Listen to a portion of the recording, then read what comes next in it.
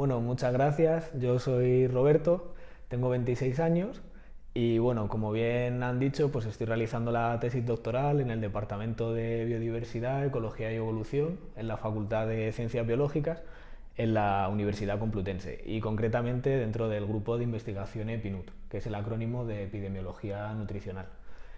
Y bueno, el tema del que versa mi investigación, mi tesis, es sobre la malnutrición en un contexto de inseguridad alimentaria en una población de una zona rural del Bajo Lempa, que es justo la desembocadura de un río en el Salvador. Y bueno, también quería mencionar que esta investigación ha tenido lugar y se puede continuar gracias a la financiación de la propia facultad, bueno, de la propia universidad, ¿no? De la Universidad Complutense con los proyectos de cooperación al desarrollo. Y bueno, y este año precisamente estoy muy contento porque los otros años he participado como alumno y este año nos han concedido un cuarto proyecto en el que soy investigador principal. Bueno, yo cuando entré en la facultad yo quería ser profe de secundaria, verdaderamente. Entonces yo entré como con ese objetivo de decir, buah, quiero ser profe de secundaria y como que voy a estar aquí un poco como de paso, ¿no? Tenía curiosidad por otras asignaturas y demás, pero bueno, sin mucha expectativa de nada, ¿no? Y sin en cambio, cuando entré en tercero, descubrí la optativa de antropología y me gustó muchísimo. Y ahí conocí a la que es mi directora de tesis, que es María Dolores Marrodán Serrano, Lola, y a otras compañeras del departamento, como Noemí López, que también se ha incorporado como profesora este año, y me gustó tanto la asignatura que ya dije, buah, quiero cambiar. O sea, ya pasé de querer ser profe a querer investigar. Y concretamente me gustaba mucho que la antropología es bueno, es de las pocas asignaturas en la carrera en la que se estudia el ser humano, o sea, que al final siempre se estudian o los ecosistemas o las plantas o los animales, los microorganismos, pero la antropología se centra en el estudio del ser humano. Y creo que hoy en día se puede aplicar a muchas otras temáticas, ¿no? No he accedido a ninguna, lo he intentado, ¿no? Pero por suerte o por desgracia yo no saqué muy buena nota en el grado. Creo que mi media fue un 6,54. Entonces, claro, ya al punto de corte de las becas casi que no llego a ninguna, porque suelen estar entre 7,5, 8, 8,5. Pero bueno, lo he intentado porque sí que hay becas que no tienen en cuenta la nota y que a lo mejor a partir del currículum puedes llegar a compensar. No obstante, pues al final yo donde he llegado sin ningún tipo de beca y con una nota pues que es bajita, ¿no? O sea que también creo que un mensaje que quiero trasladar es que se puede llegar a hacer un doctorado sin beca.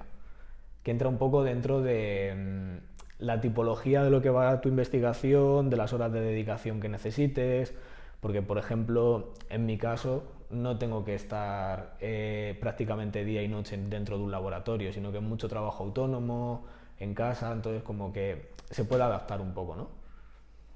Principalmente con ayuda de los padres, o sea, de la familia, porque al final, como he dicho al principio, pues tengo 26 años, todavía sigo viviendo con ellos, o la gran mayoría de jóvenes de este país, ¿no? Entonces al final los padres siempre son un soporte económico muy, muy, muy importante.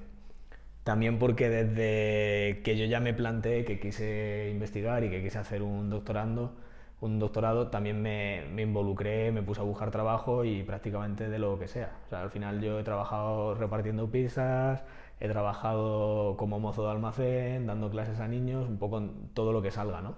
Hasta que ya tienes cierta independencia y puedes ir un poco como compaginando todo. Pues bastante, o sea, bastante importancia, la verdad. Yo, vamos, como comentaba antes, siempre he trabajado con María Dolores Marrodán y a día de hoy es que es una amiga para mí, o sea, sería como una segunda madre también. Porque al final pasan muchas horas juntos y es una persona que aparte de tutorizarte, la importancia que tiene sobre tu vida es sobre asesorarte, ¿no? De decir, mira, pues tienes que tomar este camino, tienes que seguir por esta dirección, o te recomiendo que completes tu formación con este tipo de estudios.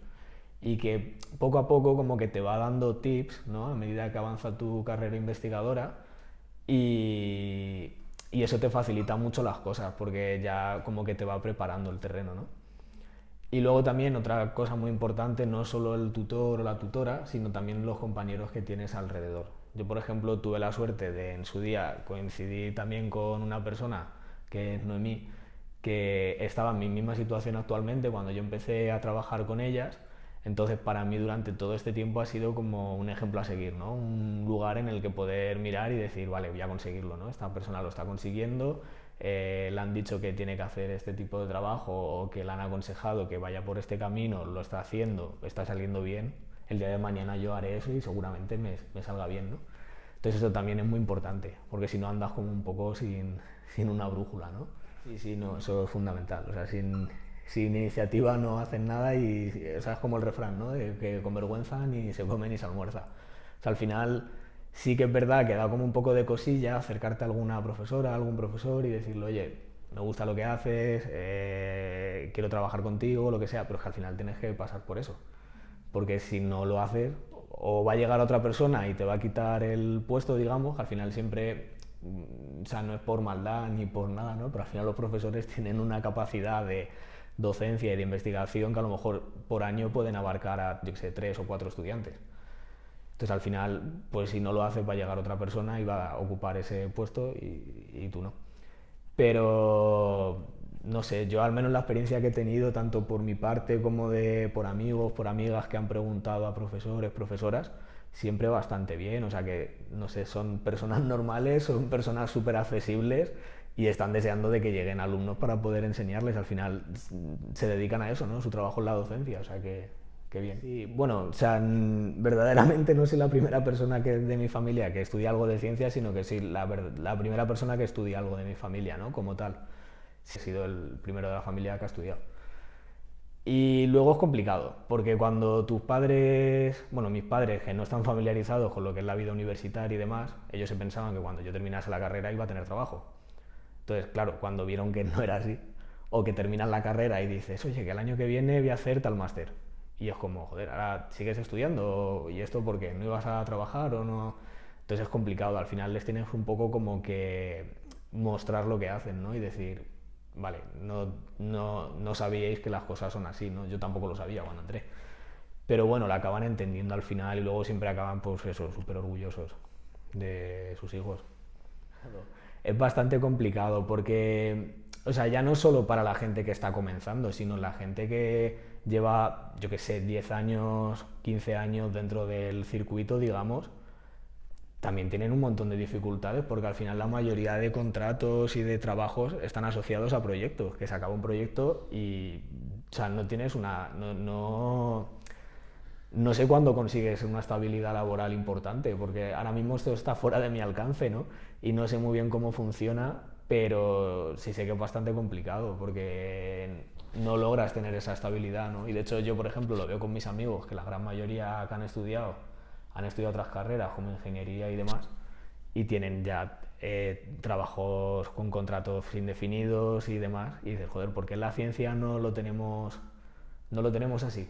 Sobre todo cuando siendo científico o científica, aparte de dedicarte a investigar, te tienes que dedicar sí o sí a la divulgación, a la gestión, prácticamente a la docencia, o sea, como que tienes que tener muchos perfiles o abarcar muchos perfiles que luego no se ve compensado ni en las condiciones laborales y en la gran mayoría de los casos en la remuneración. O sea que es bastante difícil. Pues a ver, aquí ya voy un poco a hipotetizar, ¿no? Porque como tampoco he conocido, o sea, conozco el contexto más de Centroamérica, que he estado por la tesis en El Salvador, y sé que ahí hubiese sido 1000 veces más difícil, porque los medios son otros. Entonces también, en cierta medida, doy gracias por estar aquí, ¿no? Que por lo que tenemos entendido es peor que en otros lugares de Europa, o peor o diferente, sí, pero también es verdad que, pues que hay otros sitios que están peor, ¿no? Y que a lo mejor es más difícil acceder a este tipo de estudios. O sea que no tengo mucho fundamento, ¿no? Pero ya aquí, dentro de lo que cabe, estoy bien. No, o sea, pararlo sí o retrasarlo. De hecho, estoy un poco en esa fase, ¿no? De decir, porque al final estoy trabajando en otros sitios ahora y llega un año como que cuando te dedicas a esto, llega un año como en el que te viene todo de golpe.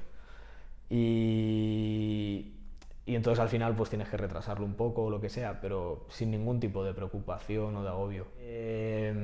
A ver, es complicado, pero yo diría que es como un modo de vida. porque al final no todo gira en torno al doctorado y tampoco tiene que ser así. O sea, el que piense eso está completamente equivocado y lo va a pasar muy mal. Pero sí que es algo que tienes que tener en cuenta, porque es un trabajo que tiene una fecha tiene una fecha de inicio muy separada de una fecha de finalización. Entonces, como nosotros tradicionalmente estamos acostumbrados a trabajar las cosas al final de todo, ¿no? Tienes que tener como una perspectiva de a largo plazo y decir, venga, pues para tal fecha tengo que intentar tener esto hecho. Para otra tal fecha tengo que tener esto leído o esto escrito. Entonces, al final, como que no deja de ser un modo de vida en el que es algo, es como un ente, ¿no? Que se acopla a tu día a día. Pues que iban a pasar muchísimas cosas, o sea que iba a dar todo muchos giros, ¿no? Pero además giros inesperados y buenos, porque es eso, yo tenía pensado un modo de vida, ¿no? Que era pues entrar aquí, ser profe de secundaria, digamos, y tener como una vida diferente, ¿no? Como más, no sé, como una vida estructurada, ¿no? Y que al final eso se ha desvanecido, pero creo que la vida que tengo ahora me parece mucho más interesante y más divertida, por el hecho de que al final dedicándote a la investigación, quieras que no, el trabajo es el mismo, ¿no? Pues aplicas métodos parecidos, pero siempre cambia.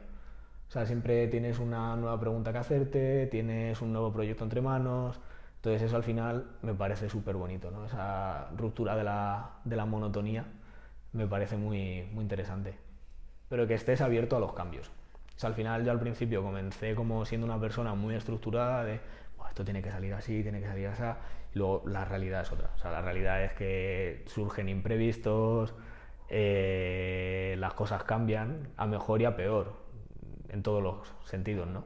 Pero siempre te tienes que quedar con lo bueno y que al final es un trabajo que es propio, o sea, quieras que no, al hacer una tesis es un trabajo que no ha hecho nadie antes y que es súper original y que sale muy bien. Bueno, comencé hace 3 años y verdaderamente comencé porque yo estaba en tercero en clase de ecología en las prácticas y por entonces mis profesoras eran Cristina Herrero y Belén Acosta.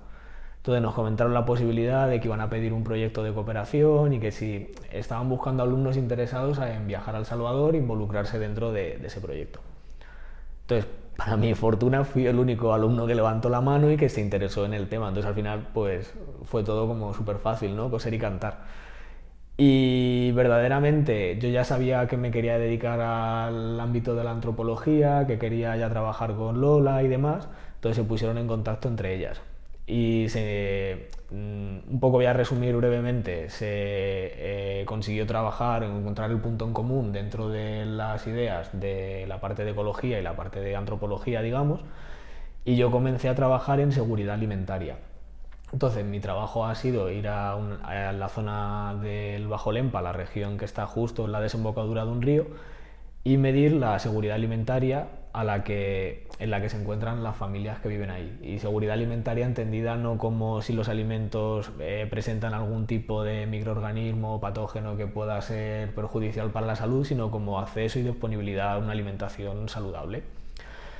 Eso por un lado. Y por otro, medir antropológicamente hablando, digamos, ¿no? La condición nutricional de la población escolar, que es una población bastante susceptible a cambios, ¿no? Entonces, al final, mi trabajo consistió en ir a medir el peso, la estatura, el porcentaje de grasa de estos niños. Y lo bonito que tiene este trabajo es que lo hemos medido durante varias veces o sea, lo hemos medido a nivel semilongitudinal, digamos. Es decir, en el año 1, en el año 2, en el año 3. Y este tipo de metodología lo que nos permite es elaborar unas curvas de crecimiento. Entonces, al final lo que estamos investigando, la parte más gruesa del trabajo es ver si la curva de crecimiento de los niños en los que en sus hogares tienen una situación de seguridad alimentaria es una curva de crecimiento óptima según las referencias de la Organización Mundial de la Salud y todo el rollo, ¿no? Digamos. Y si la de los niños que presentan algún tipo de desnutrición o que su situación de partida tiene inseguridad alimentaria, también es una curva de crecimiento, digamos, óptima o se acerca al óptimo, o si existen diferencias, ¿no? Es un poco ver cómo crecen los niños en función de su situación nutricional inicial y en función de su situación a nivel de hogar. Y luego este año vamos a continuar trabajando en el proyecto, pero a nivel de intervención, porque los otros años digamos que han sido como un diagnóstico, ¿no?, nutricional de la zona, viendo cómo crecen estos niños, y este año que ya hemos visto que existe un cierto porcentaje de alumnos de los centros escolares de El Salvador en los que hemos estado trabajando que necesitan ayuda, hemos solicitado un proyecto a la Complutense que nos lo han concedido y vamos a llevar huertos escolares este año. Entonces yo creo que es como la parte más bonita de la investigación, que es investigación aplicada. O sea, al final investigas para devolverle a la sociedad algo, ¿no? Y también elegí antropología por eso, ¿no? Porque al final el trabajar con personas pues es súper enriquecedor, ¿no? Y el hacer esa devolución en vivo y que puedas como percibirlo y demás es lo más bonito de todo. Bueno, todavía no he llegado a eso, ¿no?, como tal, pero bueno, a nivel de experiencia, de haber estado viviendo fuera y de lo que ya he podido ir analizando previamente y trabajando, las conclusiones que saco más o menos son, bueno, primero, la gran capacidad que tiene el ser humano de adaptarse a su medio, porque al final las diferencias que más o menos estamos observando en los hogares en los que hay inseguridad alimentaria no son tantas como las que yo personalmente intuía de primeras.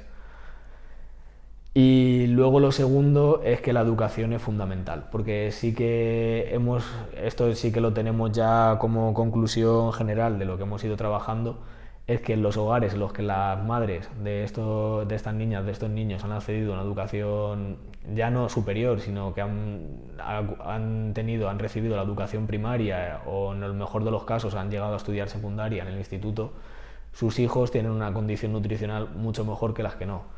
Las madres que obtienen una remuneración por su trabajo, más de lo mismo.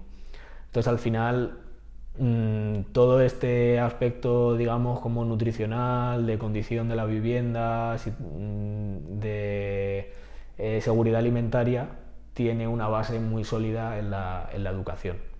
Sí, claro, pues una experiencia muy enriquecedora de principio a fin. Sí que es verdad que se pasa un poco mal, en algunos momentos te pone enfermas, tienes momentos de crisis, ¿no? Pero a nivel general es una experiencia muy muy buena y muy recomendable. O sea, esto sí que es verdad que a cualquier persona que se quiera dedicar a la investigación o simplemente que tenga curiosidad, pues que viaje y que conozca otras culturas y que sobre todo se deje llevar, que no tenga ningún prejuicio y que se deje llevar y que se deje conocer por las personas o sea, por el entorno al que va, ¿no? O sea, que observe y las personas que vea, que haga lo que las otras personas hacen y que no tenga ningún prejuicio. Esto es un fenómeno que se da en países con economías emergentes o con menor capacidad económica, digamos, en el que conviven dos tipos de malnutrición, que es la malnutrición por defecto, que sería la desnutrición, y la malnutrición por exceso, que sería lo que conocemos como sobrepeso y obesidad.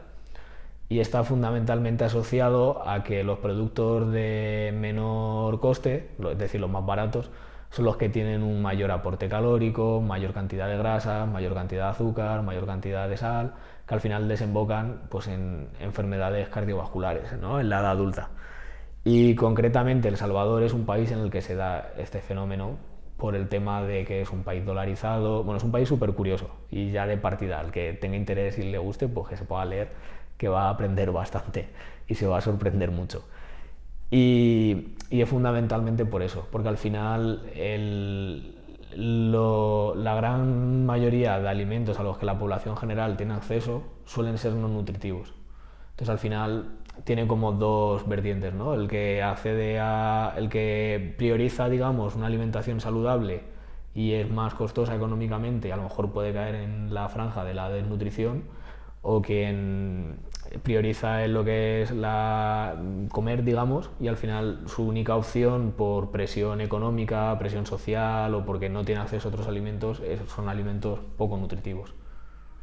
Creo que en ese sentido he tenido mucha suerte de que he estado y estoy muy bien asesorado, muy bien aconsejado y tengo un núcleo, digamos, como de familiares y de amigos muy, muy potente, ¿no?, que en ese sentido me ayuda mucho.